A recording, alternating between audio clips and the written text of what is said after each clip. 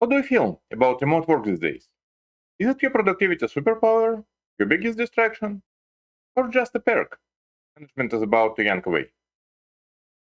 January 2024 Gartner survey found that roughly 1 in 3 tech workers would rather quit than badge in 5 days a week.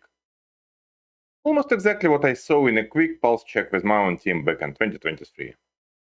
Why all the drama? Where does the truth actually live? Somewhere between the kitchen table and the cubicle. Stick around, because by the end of this video, you'll have a pocket full of data-backed arguments to defend whatever setup really lets you ship. It all kicked off with COVID. Companies had zero choice, and we kept the lights on. Spare bedrooms, IKEA desks, and garages. Fast forward to 2025. The market is flooded with engineers, and big tech's bold new strategy looks suspiciously like the old one.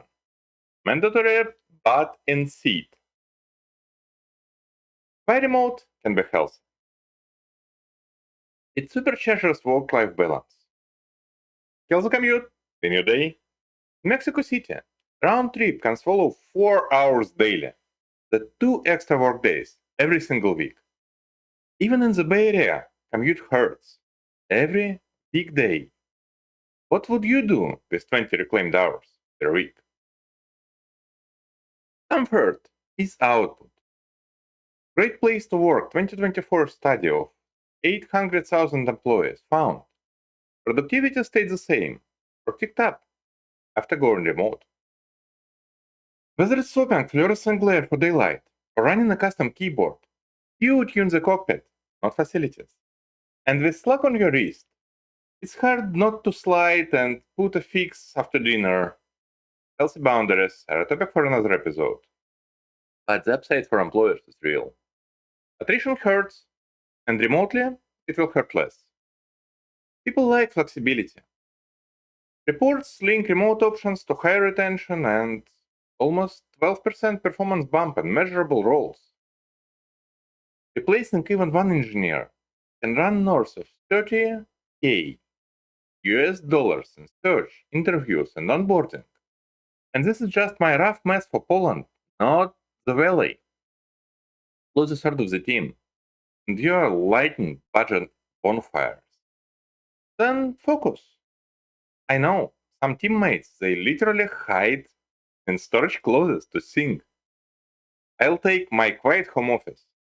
No mandatory fighting for conference rooms. And fun fact, leadership tends to book the best conference rooms for themselves, which feeds the disconnect even more. So why remote can be distracting? Home isn't always a Zen garden. We have kids, pets, delivery drivers, and that spouse of us who just needs one tiny thing right now. Stanford's work from home survey shows employees with children lean heavily towards hybrid, because full time home office is simply too chaotic. Why doesn't it surprise me? Remote starves the hallway chatter. When you're a Zoom tile, then quick, how things are going sound weird. Microsoft researchers spotted like 25% drop in cross-group collaboration time after they went all remote. Thank you, COVID.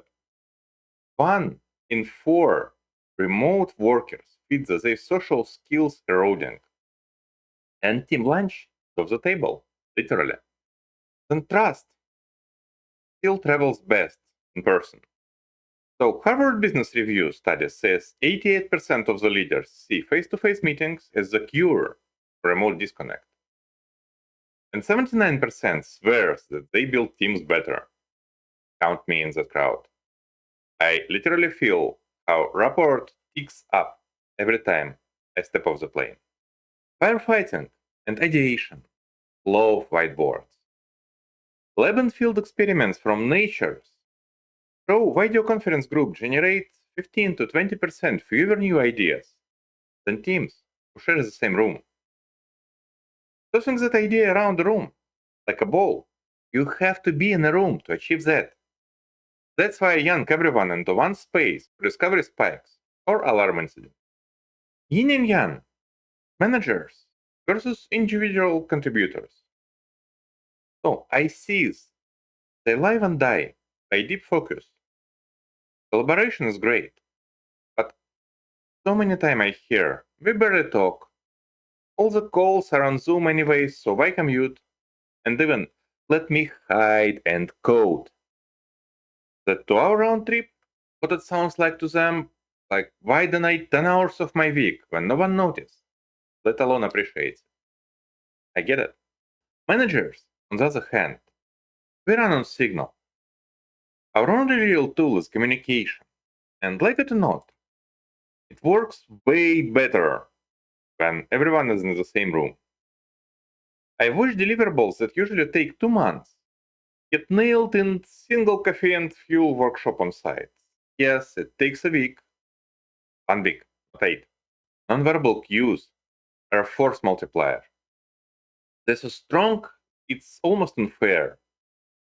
Chemistry doesn't travel well. Eye contact. I can stare in the lens. Okay. Voice presence. Gone in the moment when someone mutes to yell at the dog. Building rapport over video with a room full of introverts who translates volumes through body language. Good luck. Speaking as a manager, during COVID, I was juggling teams in Mexico, Poland, and India.